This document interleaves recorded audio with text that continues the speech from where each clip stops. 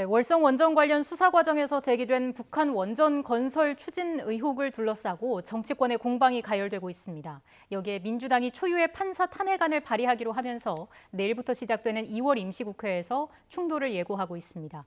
여야의 법률 전문가 모시고 이야기 나눠보겠습니다. 조기현 민주당 법률위 부위원장, 윤기찬 국민의힘 법률위 부위원장 나오셨습니다. 어서 오십시오. 안녕하세요. 자, 북한 원전 관련 내용부터 좀 짚어보겠습니다. 월성 원전 1호기 감사와 관련해서 파일을 무더기로 삭제한 그 혐의로 기소된 산업부 공무원들의 공소장이 공개가 됐고요. 그 파기된 문서 500여 종 가운데 북한 원전 건설 관련 문건도 포함이 돼 있었던 건데, 일단 국민의힘 쪽에서는 충격적인 이적 행위다. 당 진상위원회를 규명회를 꾸려서 대응하겠다라는 입장인데 어떤 점에서 이적행위, 적을 이롭게 하는 행위라고 보시는 건지요? 그래서 뭐 김종인 위원장의 그 워딩이 이제 이적행위라는 것이 우리 형법에 규정된 이적죄의 그 구성 조건에 해당한다는 의미인지 예. 아니면 이걸 그대로 그냥 문헌상 해석을 하면 북한을 이롭게 하는 행위라는 뜻인지 그 속마음을 알 수 없지만 어쨌든 문제가 있다는 부분에 대한 문제 제기로 읽혀져요. 예를 들면 공소장의 범죄 일람표에 기재가 돼 파일명만 기재가 돼 있기 때문에 그 파일의 내용은 확인하기 어렵지만 어쨌든 파일명으로 이제 추단해 보면 북한의 원전을 건설하는 것과 관련된 내용이 들어있을 것이다라는 것이거든요. 그렇다면 우리에서는 이제 탈원전 정책을 통해서 14개 원전에 대해서 차차 줄여나가는 것인데 그 경제성이 없다고 과장되게 해가지고 탈원전 정책을 추진하는 마당에 북한에 이제 그런 원전을 지어주겠다 또는 정보와 인력에 관련된 정보를 줬다. 이렇다면 사실은 국익에 큰 해가 되는 것이고 예. 또 하나 이제 원전과 관련된 기술은 사실은 북한의 핵 잠수함의 소형 원자로로 사용될 수도 있는 부분이거든요. 그러니까 군사적으로 상당히 위험한 부분이고 그래서 먼저 이런 여러 가지 부분에 대해서 청와대가 입장을 밝혀줘야 되는 겁니다. 정부와 청와대가 지금 2년가량 지났는데도 불구하고 청와대 분명히 감사를 했을 텐데 거기에 관련된 일체의 정보에 대해서는 국민께 보고한 적이 전혀 없어요. 그러니까 야당 입장에서 보면 이걸 밝혀라라고 얘기할 수밖에 없는 것이고 한 말씀만 더 보탠다면 북한의 심각한 전력난에 대해서 에너지 분야에 관련된 경협 문제가 수차례 제기된 바가 있고요. 그다음에 김정일 위원장은 2019년도 1월 신년사에서는 원전에 대해서 언급도 했습니다. 원자력 발전이 그 전력난 해소의 어떤 뭐 그런 사업 차원에서 조성해 나가기를 하겠다. 그러니까 이런 여러 가지 맥락을 종합해 보면 상당히 그 이해가 안 되는 부분이 있다. 그래서 이 부분에 대해서 대통령이나 청와대 또는 담당 그 부서의 장이 맥락에 대해서 국민께 얘기를 하고 야당에 대해 설명을 하고 이래야 됨에도 불구하고 일부 이제 그 문헌과 관련된 이적 행위라는 것 갖고 뭐 법적 책임을 추궁하겠다 이렇게 가는 것은 좀 너무 앞섰다. 그러니까 설명을 하고 이럼에도 불구하고 야당이 계속 이적행위라고 언급을 하게 되면 그때는 법적 문제 제기를 할 수 있는 것이지만 지금은 그럴 때가 아니고 먼저 설명을 해야 될 것이다. 이럴 때라고 생각합니다. 네, 저희가 하나씩 좀 짚어볼 텐데요. 먼저 여권과 청와대는 관련 의혹을 일축하고 있습니다. 덧붙여서 김 위원장에 대한 법적 대응까지 예고하고 있는데요. 이 내용 먼저 화면 함께 보고 돌아오겠습니다. 아무리 선거를 앞두고 있다고 해도 야당 대표의 입에서 나온 말이라고는 도저히 믿겨지지 않는 혹세무민하는 발언입니다. 북풍 공작과도 다를 바 없는 무책임한 발언이며 묵과할 수 없습니다. 김 위원장은 발언에 책임을 져야 할 것입니다. 정부는 법적 조치를 포함해 강력히 대응할 것입니다. 네, 여당의 입장을 좀 들어봐야 할 텐데 먼저 이낙연 대표를 비롯해서 청와대에서 실무를 맡았던 윤건영 의원도 관련 내용을 일축했고요. 북한의 원전 건설을 추진한 적이 없다. 이런 이야기를 했습니다. 지금 여당 입장에서는 야권에서 터무니없는 의혹을 제기하고 있다고 보시는 건가요? 네, 그렇습니다. 먼저 이제 분명히 해야 될 거는 지금 이제 그거에 관련된 설명을 청와대나 정부가 해야 된다는 입장을 말씀하셨는데 그 설명을 듣기도 전에 지금 확인된 사실은 그 산자부 공무원이 삭제한 파일에 17개 정도의 대북 원전 관련 파일이 있었다는 거 외에는 아무것도 없습니다. 그리고 그 파일도 1994년도 제네바 협정 이후에 검토됐던 경수로 관련된 내용들 다수 포함하고 있어서요. 이게 북한과 원전 건설에 대한 협의를 진행됐다는 증거나 관련 내용이 아무것도 없는데 이 사실이 보도되자마자 국민의힘 대표께서 이적행위라고 단정적으로 말씀을 하셨습니다. 설명을 어떻게 해야 되죠? 그러니까 이걸 정치적인 수사로서 이미 정치 공방의 대상으로 삼겠다는 거를 선제적으로 해놓고 아닌 사실을 지금 설명하라고 요구하고 있는 것이고요. 물론 그 이후에 당시 윤건영 의원이라든가 윤영찬 의원 관련 남북 정상회담에 관여했던 분들이 그런 사실이 없다는 부분을 분명히 했고요. 실제 객관적인 어떤 일정 상도 1차 정상회담, 2차 정상회담 그리고 북미 회담으로 이어지는 일정에서 2차 정상회담은 이 북한이 일방적으로 좀 요구를 해서 이루어진 거거든요. 북미 정상회담이 갑자기 그 싱가포르 회담이 취소 위기에 처하면서 그래서 하루 만에 이루어진 회담이었습니다. 그런데 1차 회담에서 2차 회담을 마치 준비를 해서 이 내용을 의제로 삼은 것처럼 주장하는 것은 이적 행위로 말씀을 하시려면 그거에 상당한 어떤 근거를 가지고 이제 말씀을 하셔야 되는데 파일이 있다는 내용 자체만으로 이적 행위로 단정하신 거는 적절하지 않고 그에 대한 정치적 책임을 지셔야 된다는 입장입니다.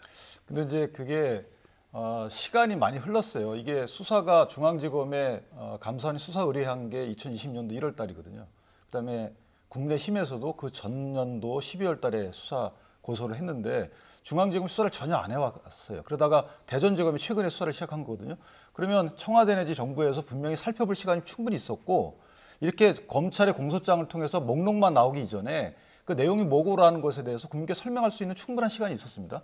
근데 전혀 설명 없었고요.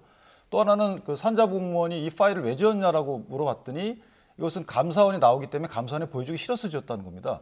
그 생성을 왜 시켰는지 그다음에 왜 지었는지에 대해서 구체적인 설명이 없어요. 그러면 이건 누가 해야 되는 건지. 그러니까 청와대가 직무감독 차원에서 그 해당 공무원을 조사해서 분명히 그럼 왜 이거를 생성시켰고 왜 이걸 삭제했는지에 대해서 그것만이라도 국민께 설명을 해야 되는 거 아니겠습니까? 더군다나 이 해당 파일은 감사원의 감사 대상도 아니었어요. 감사원의 감사 대상은 경제성 평가를 조작한 부분에 대한 거였거든요. 그렇다면 굳이 이것까지 지운 이유가 뭔지 애써 저녁 때 들어가서 그 다음날 감사관 만나기 전에 이런 일련의 과정들이 부자연스럽다는 것이죠. 그럼 여기에 대해서 야당이 이런 문제 제기를 했을 때 물론 나중에 이것이 터무니없다라고 공격할 수는 있어요. 그러나 그 이전에 그 사이에는 분명히 이건 이런 경위로 우리가 조사해 봤더니 이렇게 생성이 됐고 이렇게 삭제됐다고 하더라라는 설명을 분명히 주셔야 국민들과 야당이 납득하고 그 위에 어떤 방향을 설정할 것인데 지금 그런 설명이 전혀 없다는 거죠. 그러니까 아직까지도 의구점이 해소되지 않는 입장입니다. 말씀해 주실까요? 예, 한 가지 덧붙여 말씀드리죠. 왜 생성했는지 왜 삭제했는지는 산자부 공무원이 알겠죠. 왜냐하면 그 전제 사실 자체를 정부와 청와대가 지시하거나 이걸 준비를 시켰다는 게 아니기 때문에 알지 못했던 내용입니다. 그 부분 모르는 사실을 지금 해명하라고 요구를 하고 있는 거고요. 그 550개 삭제된 파일에 목록을 쭉 보면 앞에 220개는 박근혜 정부 당시의 산업정책이나 원자력 정책 관련된 내용들이고요. 나머지 이 관련된 파일 17개 정도를 제외한 나머지 파일도 통상적인 그 산자부 업무 관련된 내용들이 대부분입니다. 그러면 앞에 박근혜 정부 파일은 왜 삭제를 했을까요?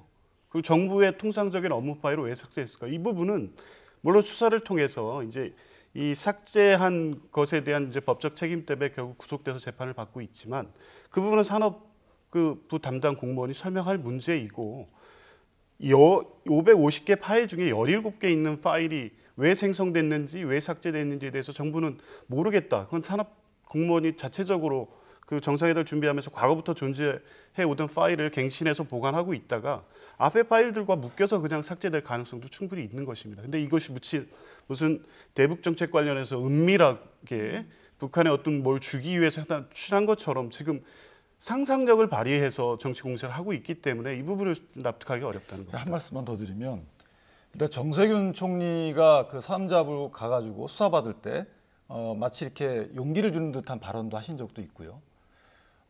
공무원들의 어떤 일탈행위, 범죄행위로 지금 거의 기소가 돼가지고 재판을 받고 있잖아요. 구속까지 됐습니다. 1차 법원 판단 받았다고 봐야 돼요.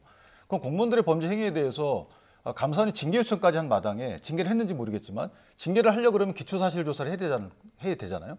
그러면 과연 해당 부처 내지 청와대에서 전혀 이걸 안 알아봤다라고 보기에는 좀 어려워요. 나는 모른다라, 저 해당 공무원이 했다. 소위 신내림 공무원이라고 일컬을 정도로 인과관계가 안 나온단 말이죠. 그런데 공무원이라는 것이 아시다시피 스스로 하지는 않는단 말이에요. 어떤 지시 내지 업무 범위가 주어졌을 때 그 업무 범위에 포함된 여러 가지 일들을 하는 것이지 스스로 알아서 하는 도급제가 아니에요. 그렇다면 지휘 개통이 있었을 텐데 거기에 대해서 전혀 조사를 안 했다. 우린 모른다라고 하는 것은 과연 국민이 납득할 것이 이 부분에 대해서는 조금 더 청와대가 만약에 지금까지 안 해왔다면 조사를 통해서 할 것이고 만약에 지금 못하겠다고 그러면 국회에서 국정조사를 해야 되겠죠. 예, 계속 상황을 좀 봐야 할 것 같은데 그 김종인 비대위원장을 향한 법적 대응 검토 이 부분에 대해서는 어떻게 보세요? 법적 대응을 하셔도 됩니다. 그러니까 김종인 비대위원장이 이제 오늘 아마 그 대책회의를 거쳐서 1시 반쯤에 입장이 나올 걸로 예상이 되는데 그 의미가 뭔지는 본인이 이제 얘기를 하겠지만 이것이 구체적으로 이 이적행위라고 단정한 부분은 저도 적절치는 않다고 봐요. 그런데 그 적절치 않음을 탓하기 이전에 왜 적절치 않은지에 대해서 설명을 먼저 사실관계 설명을 하는 절차는 분명히 있어야 되고 그런 사실 절차를 했음에도 불구하고 계속 김종인 비대위원장이 이적행위라고 근거 없는 주장을 한다. 그럼 그때는 법적 책임을 져야 되겠죠. 그런데 정치인의 이런 어떤 그 문제 제기에 대해서 법적 책임을 운운하는 것은 사실관계 밝히기 전에 그건 사실은 정치인으로 하여금 말하지 말라라는 것뿐이 더 되겠어요. 그러니까 야당이 여러 가지 그 루트를 통해서 특히나 입수할 수 있는 정보가 되게 한정돼 있잖아요. 여당 내지 정부에 비해서. 그러니까 검찰의 공소장에 기재된 범죄 목록만 보고 이렇게 문제 제기를 했는데도 불구하고 여기에 대해서 법적 책임을 운운한다는 것은 사실은 강하게 말씀드리면 입 다물라라는 말뿐이 안 되는 거다. 그래서 먼저 설명을 해주시고 그럼에도 불구하고 충분히 해명성 발언을 했음에도 불구하고 계속 이런 주장을 이어간다. 그럼 이제 정치 공세로 여당에서 주장할 수 있는 것이겠죠. 어떤 말씀해 주시겠습니까? 이 보도는 이번에 불거진 건 아닙니다. 이미 작년 11월에 뭐 일간지에서 관련 내용이 그대로 보도된 바 있습니다. 그런데 전혀 그때는 이슈가 되지 않았습니다. 왜 이 시점에 이 보도가 나오자마자 이걸 이적행위로 단정하고 정치 공세로 나섰겠느냐. 선거와 관련된 거겠죠. 그래서 청와대도 그렇고 민주당의 입장에서도 보면 선거용이다. 결국에 북풍을 유발해서 선거에 영향을 미치려는 계산된 정치적 발언이다라고 보는 겁니다. 왜냐하면 지금 뭐 작년 연말 올 초 방역에 대한 뭐 여러 가지 문제 제기가 되면서 민주당의 지지율이 떨어지고 정부 지지율이 떨어질 때만 해도 그 전에 이미 제기됐던 문제인데 아무런 문제 제기가 없었던 사안인데 왜 이 시점에서 터졌겠느냐. 결국에 이것은 최근 지지율 하락, 서울이나 부산이나 마찬가지입니다만 보궐선거에서 실제 뭐 방역 대책도 그렇고 다른 이슈에서는 지금 국민의힘이 그 이슈를 주도하거나 지지를 이끌어내기 어렵기 때문에 결국 선택한 것이 그 과거의 낡은 칼, 북풍을 통해서 이걸 통해 가지고 국민들의 지지층을 결집하려는 시도가 아니겠느냐 이렇게 볼 수밖에 없는 거고요.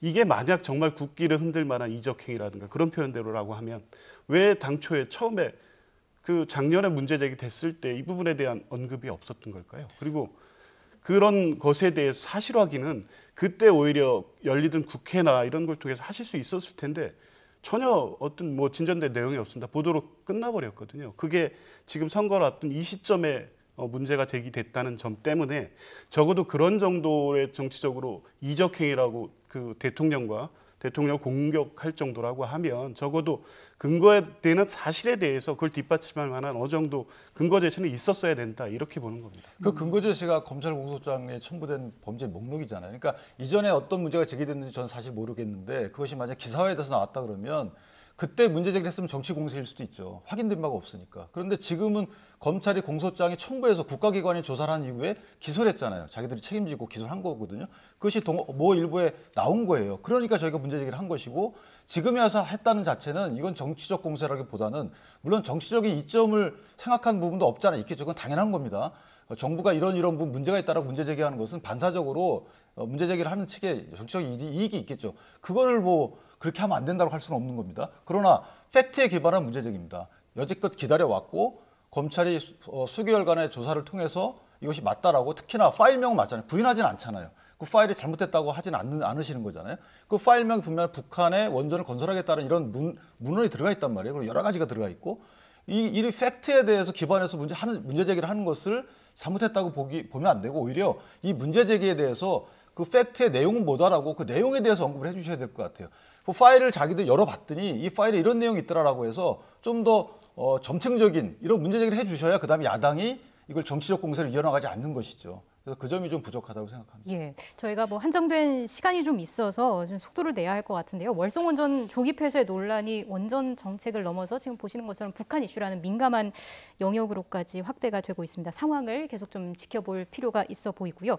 다음 소식도 좀 다뤄보겠습니다. 민주당이 임성근 부산고법 부장판사에 대한 탄핵소추안을 발의하기로 결정을 했습니다. 그 배경, 가장 큰 이유를 설명해 주신다면요. 예, 뭐 명백하게도 헌법 65조에 따라서 65조의 법관이 직무집행에 관해서 헌법이나 법률을 위반한 경우에 탄핵할 수 있다, 탄핵 소추를 의결할 수 있다고 돼 있고요.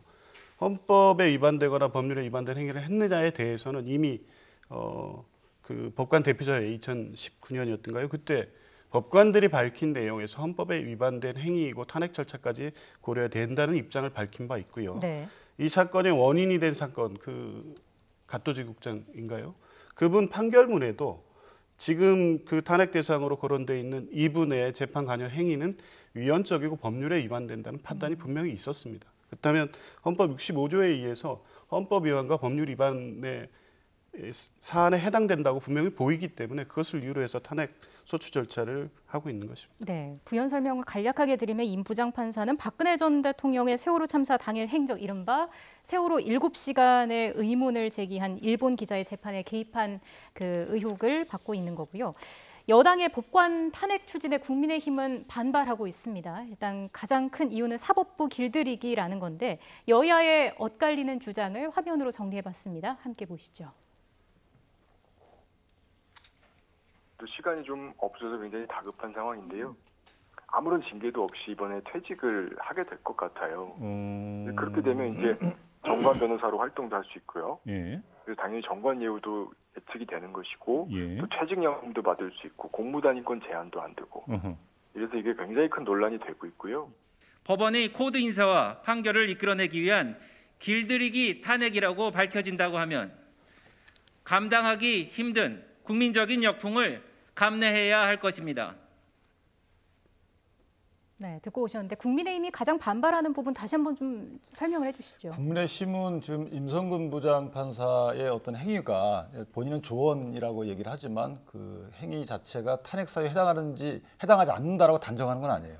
그 부분은 문제가 있습니다. 거기에 대한 평가는 뭐 헌재가 판단하겠지만 그러나 탄핵 청구를 하는 시점 자체가 문제가 있다는 겁니다. 왜냐하면 탄핵이라는 것이 파면함의 목적이 있는 겁니다. 뭐 징계 처분에 준하는 여러 가지 제한을 받도록 할 목적이 아니고 공직으로부터 파면함에 이 가장 큰 목적이 있는 거예요. 그런데 이분은 이제 재임용 신청을 하지 않았기 때문에 자동적으로 임기 자체가 2월 28일 날 만료가 되거든요. 그런데 지금에 와서 탄핵을 신청하는 이유가 뭐냐? 그 사이에 탄핵 심판이 결정되지 않거든요. 그렇다면 다른 사유가 다른 목적이 있을 수 있는 거 아니냐? 그리고 부차적으로 이탄희 판사가 이런 말을 합니다. 법관의 그 독립은 내부로부터의 독립도 중요하고 외부로부터의 독립도 중요하다고 해요. 그러니까 내부로부터의 독립 침해했다고 지금 탄핵 사유를 주장하는 것인데 이러한 탄핵 주장이 외부로부터의 독립 침해로 귀결될 수도 있다는 거죠. 이 점에 대해서 고민이 별로 없다는 겁니다. 그래서 이거 2020년도 1월 20여일 날 임성근 부장판사에 대한 1심 판결이 나와요.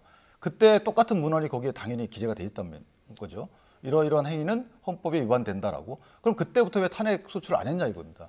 안 하다가 이런 이제 일부 시각 이런 겁니다. 쭉 사법부의 행태를 보니까 어떤 판결이 여당에 불리하니까 지금에 와서 탄핵을 통해서 앞으로 있을 판결에 영향을 미치려고 한다. 이런 오해를 충분히 살 수 있는 거예요. 왜냐하면 2020년 1월 달부터 탄핵할 수 있었음에도 불구하고 안 하다가 임기 만료 한 달 앞두고 탄핵을 한다. 그러면 임성근 부장에 대한 어떤 파면의 목적이 아니고 파면은 되는 거니까 임기 만료로 그럼 다른 목적이 있는 게 아닌가라는 데에 있어서 문제 제기를 하고 있는 거예요. 국민의당. 말씀해 주시죠. 예, 이 임성근 부장판사에 대한 이 탄핵 논의는 지금 이제 최근에 시작된 것처럼 말씀하셨지만 아까 말씀드린 것처럼 이미 2018년 법원 내부에서부터 공개적인 선언문을 통해서 탄핵 절차도 검토해야 된다는 입장이 있었고요.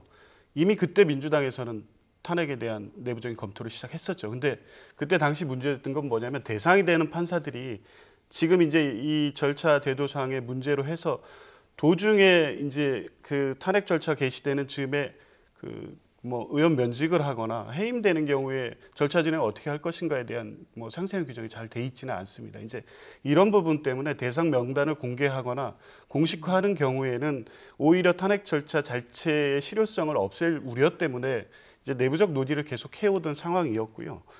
근데 적어도 이 문제가 법원 내부에서도 이렇게 심각하게 문제가 제기된 바 있었다고 하면 유사 이래로 아직 한 번도 이제 탄핵소추 결의가 안 됐었는데 이만한 사안이 있겠느냐 이겁니다. 이 상권 분립의 원칙 원리 때문에 헌법에 규정돼 놓은 거거든요. 선출되지 않은 법관의 어떤 민족 정당성 통제를 어떻게 할 것이냐를 헌법에 규정해 놓고 헌법에 위헌되거나 법률에 위반되면 탄핵할 수 있다고 돼 있는 겁니다. 그러면 이게 이런 정도의 사안에서 탄핵 절차를 하지 않는 것은 오히려 국회의 직무유기라고 볼 수도 있고요. 그리고 이 사안에 대해서 탄핵 소추 절차에 간다고 한들 법원에 있는 판사들이 이거를 그 법원 길들이기로 보겠습니까? 저는 오히려 그게 그 지금 현직 판사들에 대한 모욕이라고 봅니다. 그렇게까지 했을까? 근데 이제 저는 이해가 안 되는 부분이 이 탄핵 그 소추에 대해서 이탄희 의원이 주도적으로 지금 노력하고 계신데 그분이 2020년도 12월 달까지 뭐 했냐면 징계 절차를 개시해라고 계속 법원에 대해서 주장을 했던 분이에요. 그러니까 법관에 대한 징계 절차는 사실 정직과 감봉뿐이 없습니다. 해임도 없어요. 당연히 파면도 안 되는 것이고요. 그러니까 법관은 탄핵 또는 형사점 금고 이상의 형이 확정을 받지 않으면 파면이 안 돼요. 그러면 징계 절차를 계속 해달라고 한 것은 파면이 아니고 정직 감봉을 주장했던 분이에요. 그런데 그것이 받아들여지지 않으니까 2020년도 12월 달부터 계속 그때부터 탄핵 얘기가 나온 거예요. 구체적으로. 그렇다면 이탄희 의원의 주장에 따르더라도 이 행위 자체는 파면의 대상이 아니고 이건 정직 감봉의 대상이다라고 본인이 스스로 생각했다고 저는 생각이 돼요. 그 앞뒤 맥락을 보면. 근데 갑자기 이제 2월 28일 날 임기가 끝나는 마당에 탄핵을 들고 나온다는 것은 이 국회의원의 탄핵 소추 권한을 남용하는 게 아닌가라는 어떤 반론이 있을 수도 있는 거죠. 이게 뭐 탄핵안이 가결된다고 하더라도 최종 결정은 헌재에서 하게 되는 거잖아요. 근데 헌재에서 이를 어떻게 결국에 판단하게 될 것인가라는 문제도 남아 있는 건데 각하되거나 기각이 된다면 여당으로서의 부담은 없겠습니까? 뭐 그렇게 보지는 않습니다. 지금 쭉 그 국정농단 사태 이후에 지금까지 쭉 이 관련돼서 이 법관의 헌법 위반이나 법률 위반의 중대한 사안을 어떻게 우리 사회가 해결해 가야 되느냐에 대한 아주 중요한 문제였고요. 물론 이제 일정상 시간상 이게 심의해서 결정을 할 수 있을지 실제 파면 절차로 갈지까지는 여러 가지 이제 제한이 있는 것은 분명한 사실입니다만 적어도 국회에서 헌법 위반, 법률 위반 판사에 대해서 탄핵 소추 절차를 진행을 해서 의결이 되고 이게 헌법재판소의 판단이 대상이 됐다는 것만으로 사법부에 대한 어떤 견제와 균형 원리에 있어서 중요한 의미가 있다고 보고요. 예. 글쎄요, 뭐 각하 결정을 할지 결정할지 뭐 결정에 대해서는 시간적 문제도 있지만 내용적 문제도 있습니다만 적어도 헌법재판소가 이걸 심의해서 결정할 수 있는 시간들이 확보된다고 하면 헌법적 해명의 필요성이라는 문제 때문에 적어도 사안에 대한 판단은 좀 할 수 있을 것으로 보고 그 결정이 남는다는 것 자체가 우리 헌정사에서 의미가 있는 일이다 이렇게 봅니다. 네, 폐해가 좀 클 것 같고요. 제 생각에는 이 임성근 부장판사의 사례에서 이게 왜 문제가 됐냐면 법원에서 직권남용죄를 성립하지 않는다고 봤기 때문에 그렇죠. 그러니까 이 형사수석부장의 직무 범위에 포함되지 않는 일을 했다라는 거예요. 그러니까 직권이 남용이 아니다는 것인데 입법적으로 해결할 필요가 있는 거예요. 이런 경우에 예를 들어서 재판에 관여하게 되면 법원 내에서 재판에 관여하게 되면 어떠한 처벌한다는 구성 요건을 신설하든가 하는 식으로 국회에서 입법적으로 해결하면 되는 것이지 이것을 다 끝난 마당에 목적 달성이 불분명한 탄핵 제도를 운영하는 것은 사실은 오히려 외부로부터의 법관 독립 원칙을 훼손할 수 있다라는 부분이 하나 있고요. 예. 저는 개인적으로 이게 만약에 소추 의결 직전에 법제사법위원회에서 충분한 사실관계 조사도 필요하다고 봅니다. 임성근 부장이 조언했다는 부분을 인정하기 때문에 그 부분에 대해서는 다툼이 없어요. 그런데 왜 했는지에 대해서 또는 그 정도가 뭐였는지에 대해서는 아직까지 사실관계가 명확하지 않기 때문에 이것은 법제사법위원회의 조사 절차를 거쳐서 탄핵소추 의결 절차로 가는 것이 맞다 하더라도 이렇게 생각합니다. 네, 한 가지만 마지막으로 말씀해 주시죠. 뭐 헌법재판소 주석사에도 있지만 분명히 이건 그 형사 절차하고 헌법재판 절차는 다른 절차고요. 형사의 결과가 헌법재판의 결과를 미치지도 않습니다. 그리고 이 사안의 경우에는 재판 관여 행위가 재판의 독립성을 법관의 독립성을 침해했다는 어떤 여러 판단이 있었기 때문에 그것과 관계 이걸 형사적인 문제로만 국한해서 볼 문제는 아니라고 봅니다. 예, 저희가 대담을 마무리할 시간이 거의 다 돼서요. 마지막으로 두 분께 질문 하나씩 좀 드리겠습니다. 가덕도 특별법 관련해서 지금 관심이 높은데 여당은 2월 내에 통과시키겠다는 입장인 거죠. 서두르는 이유가 있습니까? 뭐 이 사안 자체가 이미 굉장히 오래됐고 지역에서 이번이 아니면 안 된다는 뭐 여론들도 있고요. 네. 더 이상 미룰 수 없는 과제인 것은 분명하기 때문에 그리고 뭐 국민의힘의 쪽 의원님들도 지역의 수건 사업으로서 계속 추진을 해왔던 사안이니까 뭐 이번 기회에 통과시켜서 지역의 오래된 수건 사업을 해결할 필요도 있고 그것이 부산 경제뿐만 아니라 그 영남권 전체에 미치는 경제적 효과라든가 여러 가지 고려했을 때 이번에 반드시 처리해야 된다 이렇게 보고 있습니다. 예, 국민의힘은 이제 김종인 비대위원장이 내일 부산을 방문할 예정인데 여기서 이제 당내 입장을 밝히게 될까요? 아마 입장을 밝힐 가능성이 크고요. 이 문제의 본질이 이제 여당에서는 이게 PK와 TK의 갈등이 있다라고 얘기하는데 저는 그렇게 보지는 않습니다. 왜냐하면 이게 그러니까 김해신공 확장안 안에서 그다음에 가덕도 신공항으로 옮겨진 거거든요. 그러니까 PK 내부의 문제예요. 그래서 다만 이제 절차적으로 총리실에 그 훈령으로다가 검증위원회를 만들어서 결과를 뒤집는 거, 그다음에 예타 면제를 통해서 이 사업을 확정하는 것 자체가 이런 문제점에 대해서는 야당으로서 짚고 넘어가야 되는 부분이기 때문에 이런 문제 제기를 마치 가덕도 신공항 반대 당론으로 오해한 부분이 없지 않아 있습니다. 그래서 네. 이 부분에 대해서는 아마 김종인 비대위원장이 부산을 방문한 자리에서 아마 밝히지 않을까라고 생각을 하고 있습니다. 지금 당내 교통 정리는 다 된 상황인가요? 사실 내부 갈등이 없다고 보기는 어렵지만 그렇게 갈등 수위가 높지는 않았습니다. 그래서 아마 이제 지방 보궐선거를 앞두고 있기 때문에 어느 정도 갈등 봉합 수순이라고 저는 개인적으로 생각을 하고 있습니다. 네, 알겠습니다. 오늘 두 분 말씀은 여기까지 듣겠습니다. 조기현 민주당 법률위 부위원장 그리고 윤기찬 국민의힘 법률위 부위원장 두 분과 함께했습니다. 고맙습니다.